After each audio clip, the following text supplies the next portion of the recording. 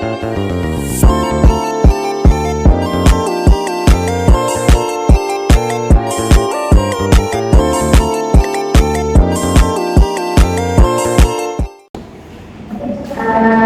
tidak salah Ibu berbicara dengan Naika ya, sudah betul? Ya Bu, sudah betul.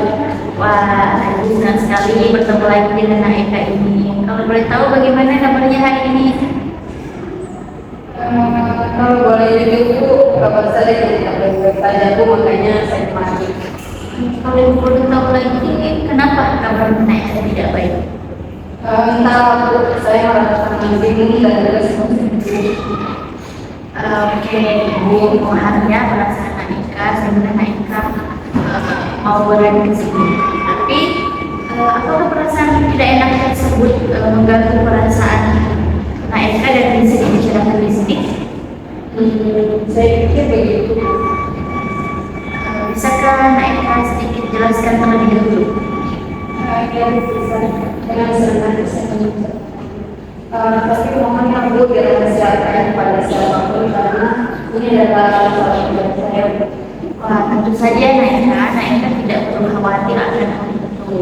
Naika jangan ragu bercerita karena Ibu di sini sebagai guru BK terikat dengan yang namanya kode etik.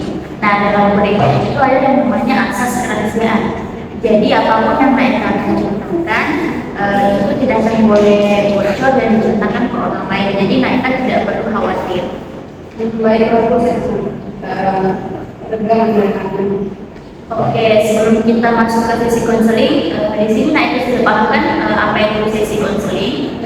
Jadi kita terkontrak dulu waktunya. Kalau dari Ibu, mungkin kita bisa 3 kali pertemuan dengan durasi 30 menit pada jam istirahat. Bagaimana Eka? Iya boleh, karena saya kan juga waktunya itu pada jam istirahat saya Bu, jadi boleh Bu. Oke, jadi kita sepakat ya, kita bertemu 3 kali pertemuan dengan estimasi waktu 30 menit. Nah, sebelum kita masuk dalam sesi konseling, kita atur dulu posisi duduknya. Apakah Naika namanya duduk di sini atau kita pindah? Mungkin berdiri saja Bu, saya sudah nyaman. Oke. Kalau begitu, boleh Ibu ingin mendengar sejauh mana perasaan tidak enak yang mengganggu Naika selama ini. Di sini Naika bisa bercerita tentang semua yang Naika rasakan, karena sudah pasti semuanya Ibu akan jalankan di sini. Jadi begini, saya merasa tidak percaya diri ketika saya tampil di depan orang lain itu, apalagi ketika saya presentasi dengan kelas. Pada saat itu saya merasa sangat gugup dan juga marah karena setiap kali harus berbicara di depan umum dan saya tidak pernah merasa percaya diri. Lalu bagaimana pesan Naika lanjut jelaskan lebih lanjut? Jadi setiap saya tampil di depan kelas itu pasti saya gugup dan juga sangat bingung harus berkata apa. Pesan itu tiba-tiba video saya menjadi sangat kaku. Itu Naika juga bisa lebih jelaskan lebih jauh mengenai perasaan yang Naika rasakan itu berada di suatu situasi tersebut. Saya merasa gemetar ketika tampil di depan kelas. Saya juga merasa tidak percaya diri saat akan menjawab pertanyaan dari guru. Padahal saya hanya menjawab dari depan saja, tetapi saya tetap merasa gugup dan juga gemetar. Ini yang menyebabkan saya tidak berbicara dan juga berpendapat ketika guru sedang mengajar kelas. Masalah Naika ini memang agak cukup skripsial, apalagi terkait dalam kelas dan pastinya Naika merasa berusaha selama ini.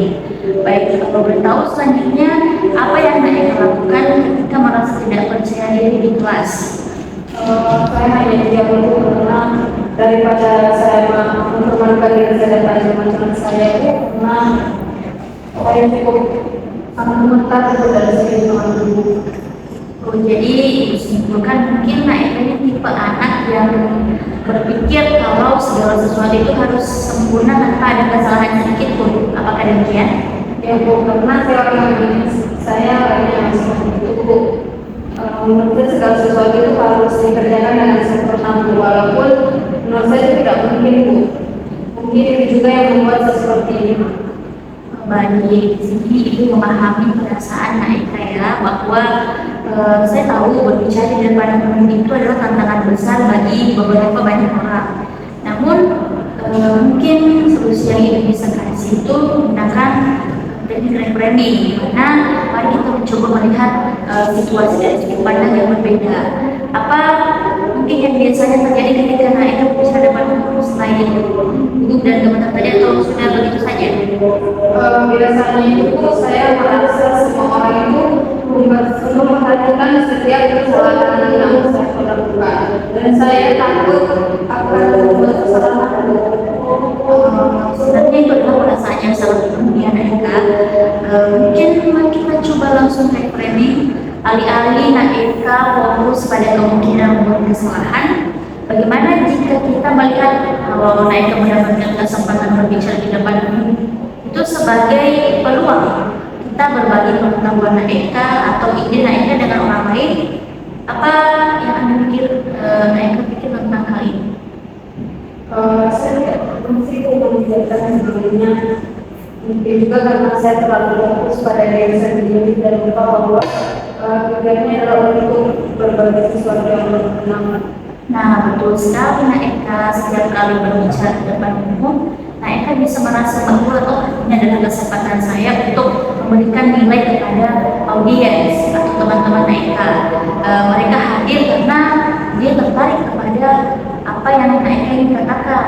Mungkin lain kali atau jika ada kesempatan lagi, Naika mungkin bisa fokus kepada pesan yang ingin Naika sampaikan dan dampak positif yang bisa Naika berikan kepada orang lain, daripada mengkhawatirkan perasaan atau penilaian mereka terhadap Naika sendiri. Saya rasa itu masuk akal sih, Bu.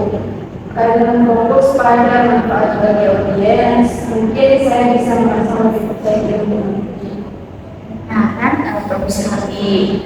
Mungkin dengan beberapa latihan untuk membantu Naika lebih mengembangkan fokus dan meningkatkan percaya diri di depan umum itu sudah sangat tepat, dan akan mengurangi, semoga akan memenuhi rasa buruk Naika.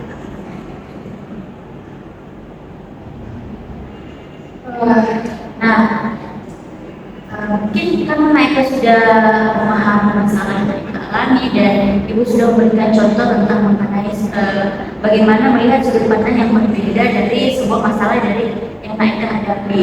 Mungkin itu bisa Naika amalkan, pelajari lebih lanjut untuk mendapatkan hasil yang mungkin memuaskan.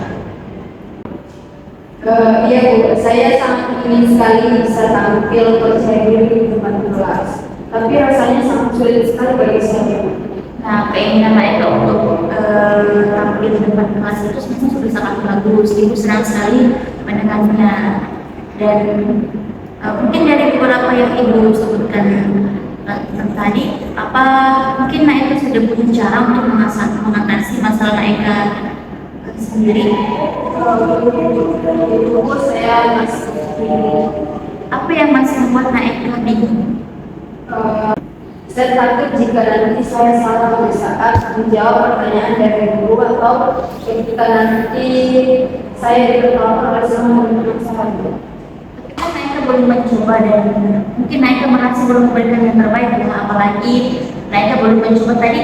Bagaimana yang Ibu sampaikan mengenai dari reframing, yaitu mencoba sudut pandang yang melihat dari sudut pandang yang lain. Nah, jika mencobanya saja belum, lalu kenapa Naika sudah berpikiran negatif seperti itu? Baik Bu, saya akan berusaha melakukan yang terbaik itu agar saya nanti kedepannya bisa lebih percaya diri lagi kalau saya lagi presentasi Bu, dan menjawab pertanyaan dari dosen. Baik, mungkin sudah ada gambaran rencana sedikit untuk tindakan selanjutnya. Kalau untuk itu Bu, pertama saya akan berlatih dan juga belajar dulu tentang materi yang akan saya presentasikan nanti. Kemudian saya akan berpenampilan lagi sehingga saya akan nanti merasa lebih percaya diri, dan juga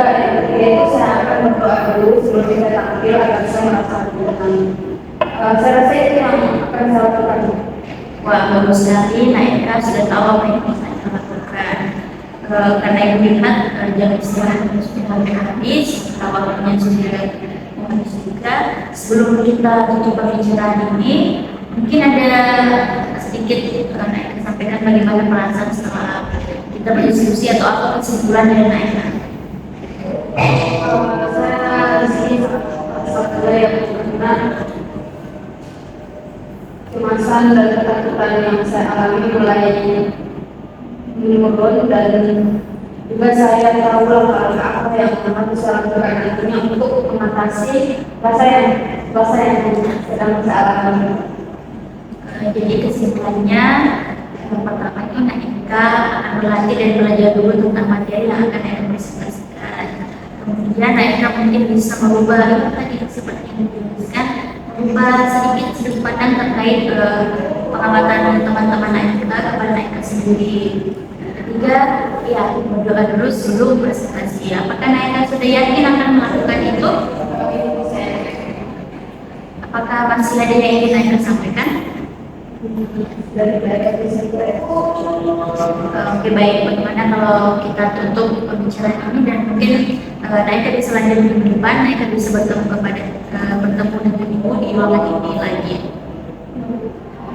saya Terima kasih Naika.